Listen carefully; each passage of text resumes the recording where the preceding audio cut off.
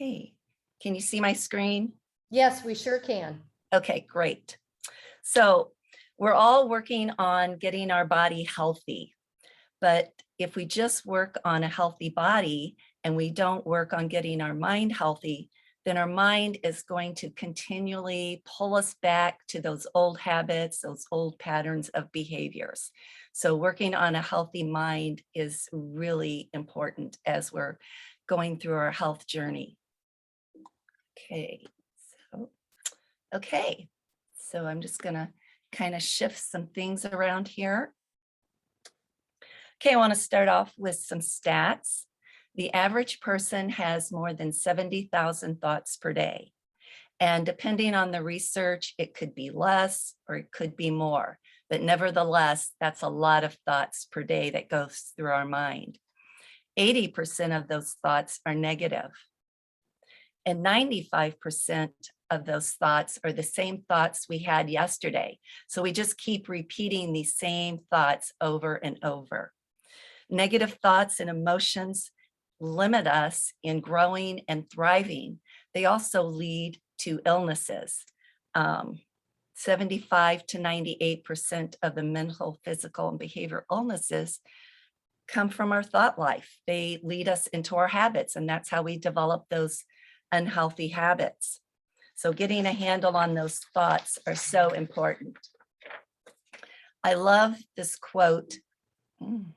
I love this quote by Napoleon Hill.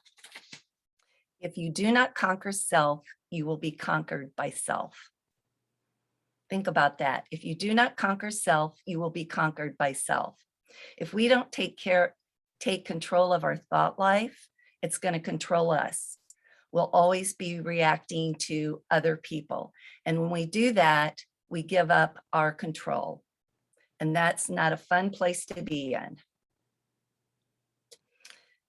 This next quote is by Dr. Anderson. And he says, my goal is for you to become the dominant force in your life. And this is actually on the front cover of our life book. So if you haven't had a chance to take a look at your life book, maybe you're just starting your journey, take a look at that. So what does that mean to become the dominant force in your life? Well, it's the ability to respond to whatever life throws at you and respond in a way that leads to growth. So rather than just always reacting, looking at how can I respond in a way that's going to move me forward and not keep holding me back. And sometimes we get caught in that vicious cycle and we just keep repeating the same things over and over. And so breaking that cycle is so important. So I have a question. Who is responsible for your current health and well-being? Is it someone else? Like your parents, maybe it was the way you were raised. My parents always had a garden, so we always had fresh vegetables on the table. And I guess that's why I love vegetables now. Or it could be your spouse. Maybe you feel like your spouse doesn't support you, or they're always bringing junk food into the house. Or maybe it's the friends that you socialize and everything you do revolves around food. Could be the environment or genetics, which genetics we know does play a role in our health. Or is it you? Well, we know that it's ultimately up to us. We're responsible for the choices that we make. So let's find out where we're at in our mindset. So imagine there's this line and we're either above the line or we're below the line. If we're above the line, we're open, we're curious, we have a growth mindset. We're ready to learn from our mistakes or our challenges.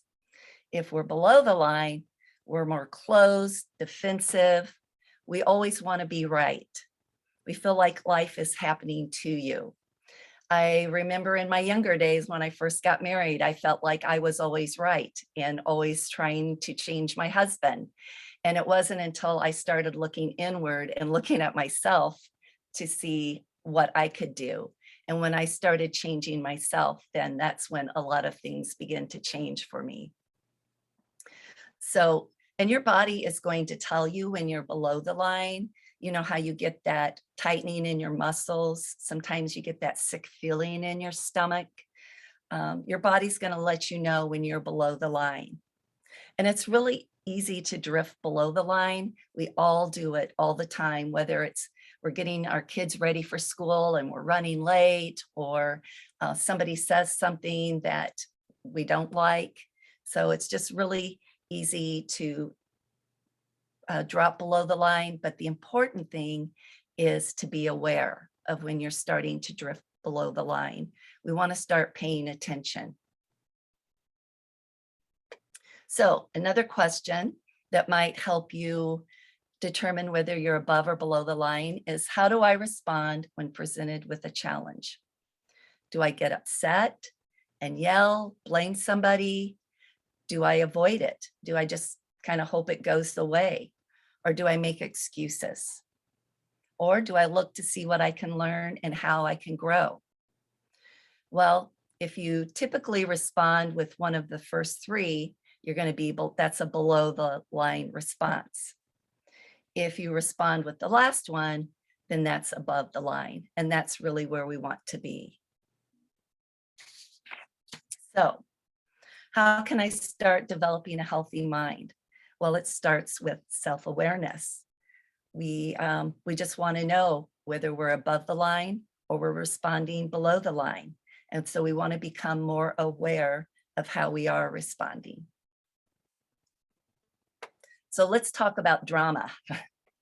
Everybody knows drama, and we've all been there. We've all been in that drama cycle.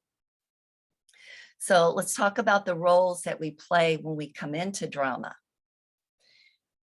If you've ever said, it's not fair, or this is just so hard, or life is happening to me, or why is this always happening to me? Then you're responding from the victim role. If you are playing the villain role, it's more of a blaming other people. You're trying to find out who's at fault. And it may be that you're blaming yourself all the time. And then the other role is the hero.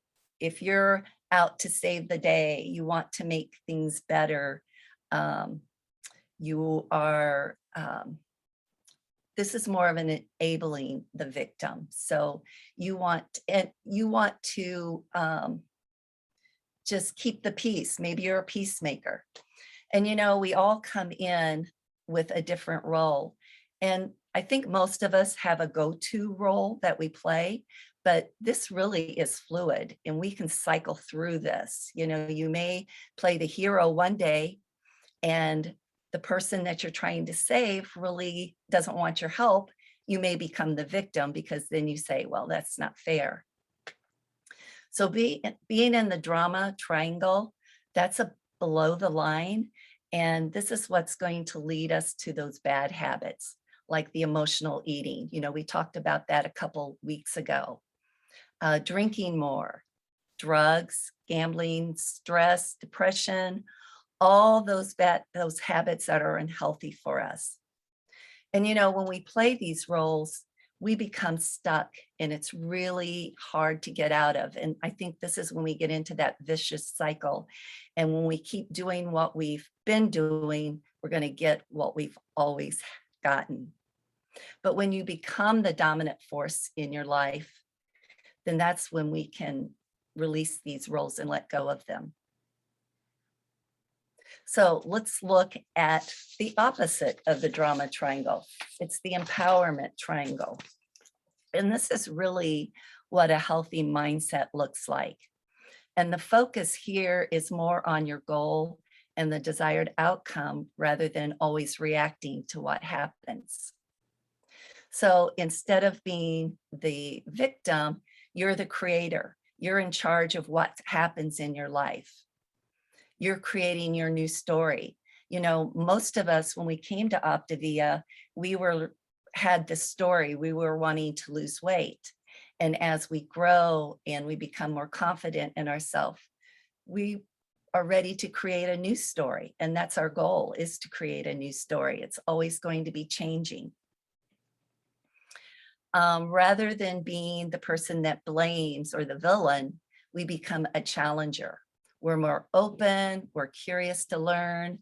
The obstacles help us get better. You know, we have a saying that the obstacle is the way because it helps us get better. We learn and grow from those challenges. And then rather than being the hero, we are the coach. This is where we link arms with other people. We walk beside them. Our goal is to help them get better and to empower them to be more successful. So again, it's important to recognize, are we in the drama triangle or are we taking charge of what happens? And again, that goes back to being aware of how we're responding. So we want to move into a more thinking process than just responding with our emotions. So looking at the stimulus and this response, notice how they're close together. So something happens, maybe something happens at work or something happens with our spouse, and then we just automatically respond. And sometimes it's not always the best response. We go back to that role and maybe in the drama triangle. And this is when we're responding mindlessly. There's so many things that we do throughout the day that is just mindless. Have you ever been just driving along and all of a sudden you end up someplace and you can't even remember how you got there? Or it's on a Saturday and you find yourself driving to work and you don't even have to go to work. So a lot of our responses are habit. So what we want to do is we want to create a pause between that challenge or that stimulus and how we respond. And we've got a lot of techniques that Dr. Anderson has given us. And Lauren talked about those a couple of weeks ago as well, the stop, challenge, and choose. And with stop, that's where we just want to stop that automatic response. Rather than being on autopilot, we want to stop. And then we want to ask ourselves some questions. Is this response going to serve me well? Is this going to help me get to my goal? And most of the times, maybe it's not. So then that's when we have to make that choice. So just taking that minute to stop yourself from being on autopilot and thinking about, how am I going to move forward? I've used this a lot with my students as I was a school counselor in making decisions. A lot of times students will make goals of, I want to make better grades. And then when confronted with the challenge of going out with friends or partying, it's like, is this going to help me reach my goal or is it going to set me back? And then it really becomes an easy answer. And I use this a lot myself. And I've had to catch myself so many times because I've wanted to just respond with a smart response or quip. And then I catch myself and it's like, okay, is this going to make things worse? And usually it is. So I keep my mouth shut. I zip it up. So, and really it only takes about 2 minutes for that emotion to pass. One of the quickest ways that we can actually control our emotions is with conscious breathing. And there's lots of different techniques you can use with conscious or with breathing. And Dr. Anderson talks about one of those in the element 4. But really, I just keep it simple. I breathe in for 4 or 5 seconds, breathe out for 4 or 5 seconds. And when you do that, you can really feel your body just relax. And then you can take a minute and think about how you're going to respond. So let's kind of look and see how this process works. When we shift our mindset by consciously and deliberately interrupting our thoughts. So when something happens, maybe it's a situation with our spouse or something's happened at work, we've got a couple choices. We can stop ourselves at that point and use the stop, challenge, and choose, or we drift down into that drama cycle. And we've all done that. And when you drift down into the drama cycle or triangle, It's so much harder to get yourself back up above the line. But if we implement stop, challenge, and choose, or we take a minute to breathe, then it's really going to be easier to get back up above the line. And catching yourself before you drop down is really key. And the more we practice it, the better we get at it. And I have a lot of practice with getting out of that trauma triangle. So I really think that it's important to start training ourselves to have more positive thoughts. You know, stop, challenge, and choose, and the breathing, even taking a drink of water. Those are some immediate things that we can do. But I like to look at some long-term things that we can do to really help set the tone for our day and really help us to have a more positive attitude.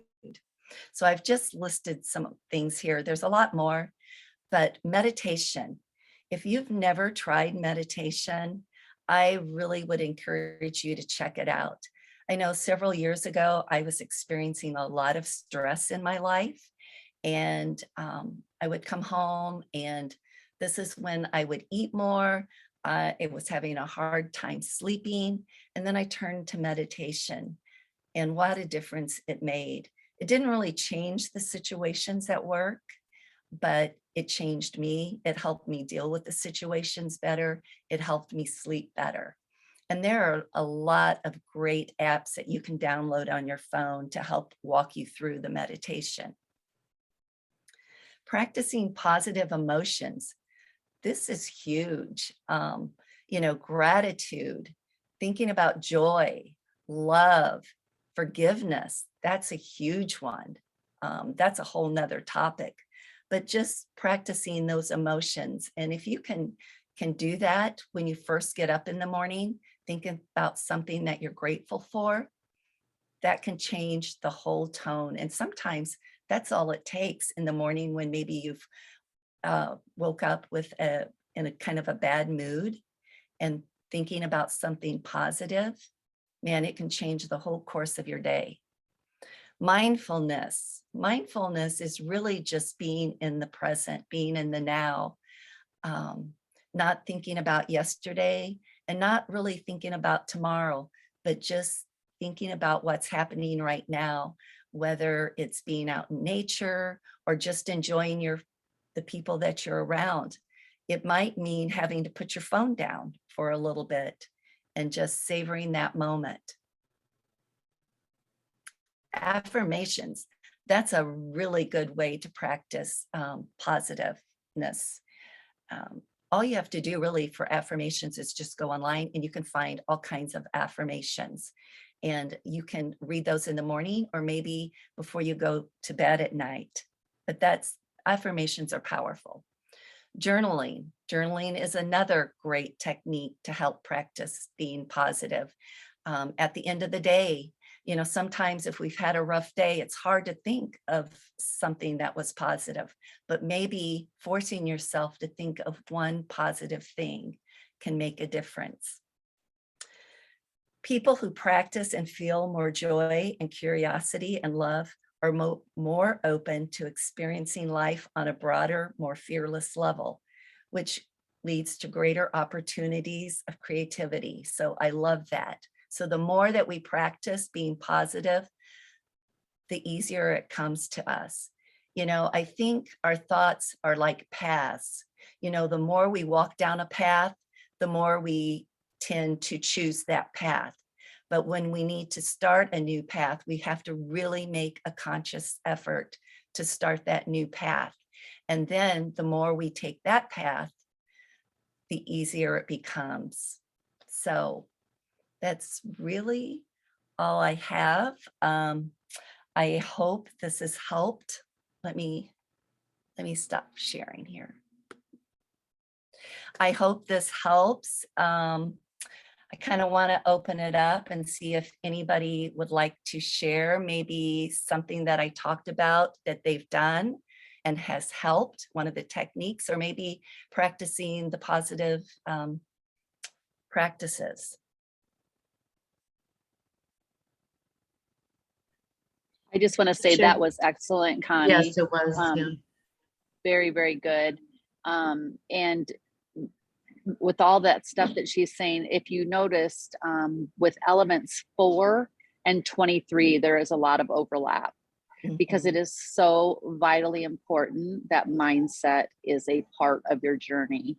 Because if it is not, when all is said and done and you've lost your weight and something stressful happens again, somebody dies, you get stressed at work, you may revert right to your old habits if you haven't practiced some of this stuff. And it's not an easy thing. It's not an overnight fix. No. It's something that literally probably every day, and it will get easier, but I have to consciously every day, say, oh, I'm gonna think that positive thing. I'm gonna get that negative thing out of my mind, or I'm not gonna respond that way, or whatever it might be. But Right. definitely, thank you, Connie. Yeah. And I didn't have music on there or prayer, but I know a lot of people on here turn to prayer, and I do too. And that has really helped me lately in stopping those negative thoughts. I like to think of it as firing the liar. Fire the liar. And I have to tell myself that several times. It's like, is this really true? And then I have to remind myself, no, it's not true. Mm-hmm. And sometimes just reaching out to someone else, whether it's a friend or your coach. I've been thinking of this lately, and they can help you and say no. And that's when we say, we will believe for you until you start to believe it.